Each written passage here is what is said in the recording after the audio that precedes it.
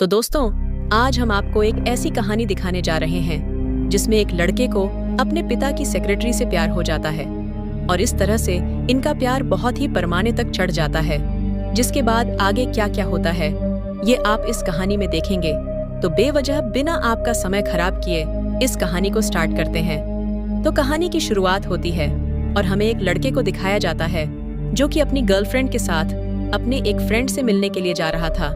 और अब हम देखते हैं कि इस लड़के का नाम साइमन होता है जो अपने डैड के बर्थडे के लिए अपने घर पर पहुंच जाता है और उसके साथ उसकी गर्लफ्रेंड भी गई होती है।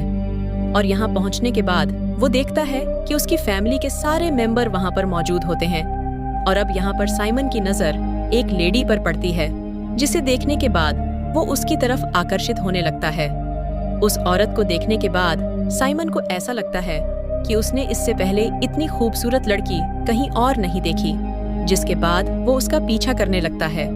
और तब उसे पता चलता है कि वो औरत कोई और नहीं बल्कि उसके डैड की सेक्रेटरी है और उसके डैड और उस सेक्रेटरी का अफेयर भी चल रहा है। और अब इसके बाद हम साइमन को उसकी मॉम के साथ देखते हैं, जहाँ पर उसकी मॉम उसे ये समझा रही थी कि मैं अपने रिश्ते को बचाना चाहती हूँ क्योंकि मुझे लगता है कि तुम्हारे डैड अब उस सेक्रेटरी के चंगुल में फंस चुके हैं और क्या पता उससे शादी भी कर लें। तो यहाँ पर उसकी मॉम साइमन से रिक्वेस्ट करती है कि तुम कुछ दिन के लिए घर का काम अच्छे से संभाल लो ताकि मैं तुम्हारे डैड के साथ कुछ दिनों के लिए हॉलीडे पर जा सकूं और इस तरह से मैं अपने रिश्ते को थोड़ा मजबूत कर लूं, जिसकी वजह से शायद हमारा तलाक भी होने से बच जाएगा।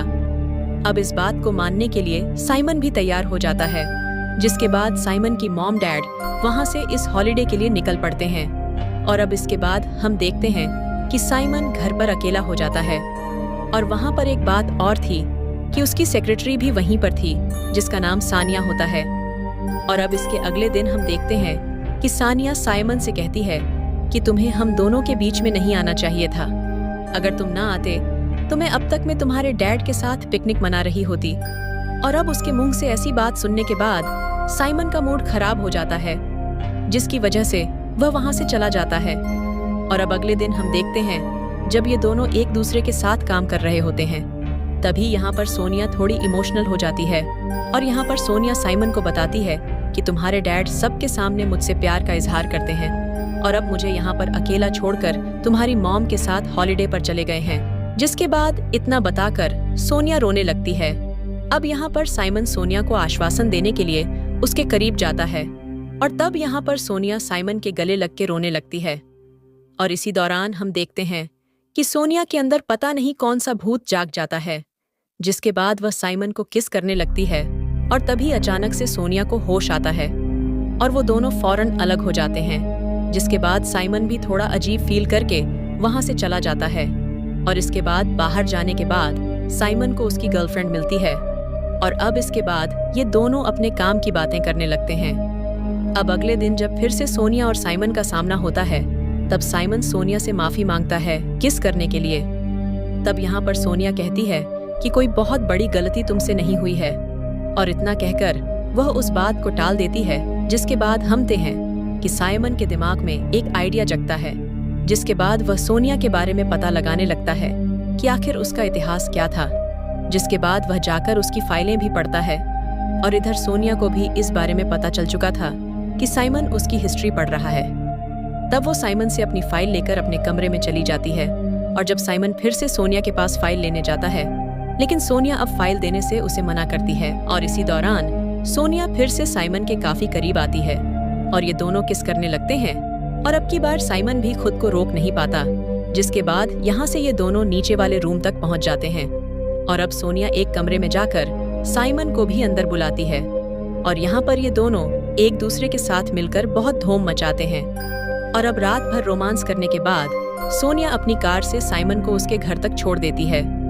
और इसके बाद सोनिया उसे जाते वक्त बोलती है कि तुम्हें अब मेरे घर पर भी आना है और मुझसे मुलाकातें करती रहनी है। और यहाँ पर भी साइमन उसे किस करते हुए कहता है कि मैं अगली बार जरूर आऊंगा। और इसके बाद हम देखते हैं कि साइमन घर आने के बाद काफी अनकंफर्टेबल महसूस करता है, जिसके बाद वो टेंशन में आकर अपनी गर्लफ्रेंड को बुलाकर अपनी सारी बातें उसे बता देता है। यहाँ पर वह बताता है कि मैं सोनिया के साथ इंटीमेट हुआ हूँ और इतना सुनते ही उसकी गर्लफ्रेंड उसे वहीं पर छोड़कर चली जाती है। और तभी यहाँ पर सोनिया का मैसेज आता है जो उसे अपने घर पर बुलाने वाली थी, जिसके बाद साइमन भी उसके घर पर चला जाता है। और यहाँ पर ये दोनों एक बार फिर से जबरदस्त रोमांस करते हैं। और अब सुबह होने के बाद हम देखते हैं कि सोनिया किसी काम से बाहर जाने लगती है, जिसके बाद साइमन यहाँ पर अकेला होता है। और तभी वहाँ पर साइमन के डैड भी आ जाते हैं और इस दौरान ये दोनों बातें करने लगते हैं। यहाँ पर साइमन के डैड साइमन को बताते हैं कि मैं उस औरत को सिर्फ एंटरटेनमेंट के लिए रखा हूँ, क्योंकि उस औरत को कभी बच्चा नहीं हो सकता, क्योंकि उसकी एक बार सर्जरी हो चुकी है, जिसकी वजह से वह अब कभी माँ नहीं बन सकती है। और इसी दौरान वहाँ पर सोनिया भी आ जाती है, जिसके बाद सोनिया आकर सबके सामने साइमन को किस करने लगती है, जिस पर साइमन का डैड कहता है कि मेरे लिए ये कोई बड़ी बात नहीं है, मैं दूसरी गर्लफ्रेंड भी बना सकता हूँ। लेकिन यहाँ पर वो अपने बेटे से कहता है तुम अपनी मॉम को समझा लेना। और इतना कहकर साइमन का डैड वहाँ से चला जाता है। और अब हम सोनिया को देखते कि उसे एक बेबी हुआ है, जिसके बाद अब सोनिया इन लोगों के साथ रहने लगती है।